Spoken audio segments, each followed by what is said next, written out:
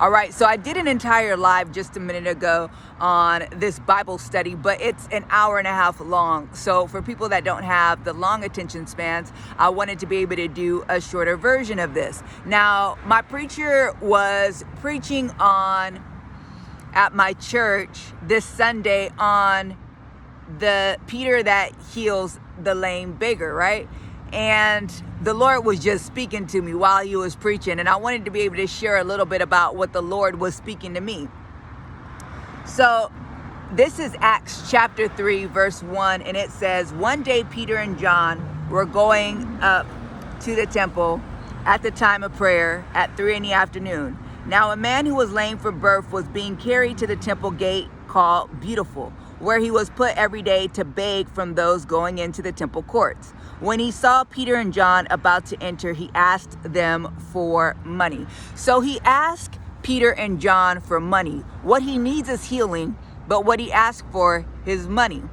We can't blame him because he does not believe that God, through them, will be able to provide what it is that he needs. So he is asking them to give what he believes is well within their capability to be able to give, although what he actually needs is healing. So his focus on now his wants, but not his needs. Can you just give me money, even though what I need is healing? When we look at this, Peter responds with, "Silver and gold have I not, but what I have, I'll give to you." And he gives them healing. What the Lord was showing me through this time was that the Lord is trying to transition many of us from a worldly way of doing things to a kingdom way of doing things. The kingdom way of doing things is the Lord actually moving through his people to be able to help one another. You see, what the preacher had pointed out on Sunday was like the man had his head down and was asking for money. We know that because Peter said, "Look at me." So he wasn't even looking. So he wasn't even in expectation that he was going to get it. He's just like, money, money, money.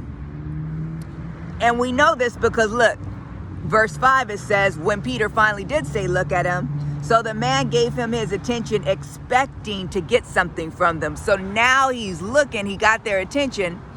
He's expecting to get something from them. So he wasn't even expecting to get the wants from them that he actually was asking for. And the Lord is showing us, you've got to be able to think differently in this time. I am going to use other people to bring to you what it is I desire for you to have. And I'm also going to use you to give to other people. This is the way how my kingdom operates. This is how my kingdom works. When I was discussing this in my live, I talked about all the various ways in which it was like a connect the dots. God was blessing somebody else to bless me, and then bless me so I could bless somebody else and bless that somebody else so that they could bless me so that I could then bless somebody else so that they could bless somebody else. I mean, the way how the Lord works is so amazing. Go look at the live to check to see all of those different ways in which the Lord was just moving in me to help others, to help me, to help others. It's just amazing. And this is the way how God wants us to operate, because the world wants us to operate in such a way in which we're so isolated, in which we just want to acquire for ourselves for selfish reasons and also for survival reasons, and for our little twos and fews and let it be done. Like we're building our own Tower of Babel. And that's not the way how the Lord designed it to be. If we look at the early church, we could see that with the early church, everybody was helping everybody. we can see here that in Acts 4:32, all the believers were in one heart and mind. No one claimed that any of their possessions were their own, but they shared everything they had. With great power, the apostles continued to testify to the resurrection of the Lord. And the Lord's grace was so powerfully at work, listen to this, in them, that there were no needy persons among them. They were all selling their stuff, providing for each other, right? Giving everything they had for each other and trusting all to be distributed to everybody so that nobody had a lack, nobody had a need. So I want to talk about all of this for a couple of reasons. Number one, oftentimes God will put you in situations to where you'll have to rely on people.